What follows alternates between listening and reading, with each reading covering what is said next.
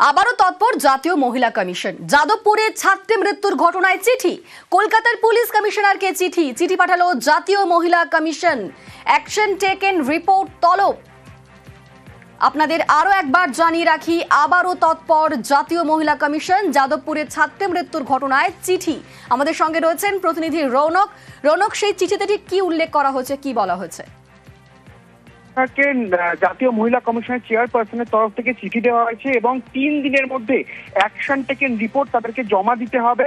শুধু তাই নয়, কমিশনের তরফ থেকে বলা হয়েছে যে পড়ুয়াদের সুরক্ষায় এই যাদবপুর বিশ্ববিদ্যালয়ে কর্তৃপক্ষের ভূমিকা খতিয়ে দেখতে হবে এবং যে ধরনের ঘটনা ঘটেছে তারপর থেকে ফরেনসিক থেকে শুরু করে পোস্টমর্টম যা যা রিপোর্ট তা পুঙ্খানুপুঙ্খভাবে পুলিশকে তা তদন্ত করে দেখতে হবে এবং সেই রিপোর্টের ভিত্তিতেই অ্যাকশন টেকেন রিপোর্ট 3 দিনের মধ্যে জমা করতে হবে জাতীয় নারী সুরক্ষা কমিশনকে।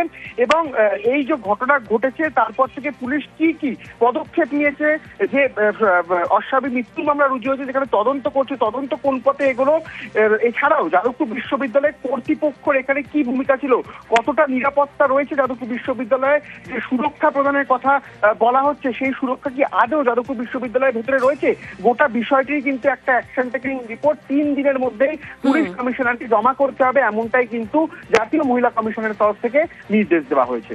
বেশ, ধন্যবাদ রৌনক।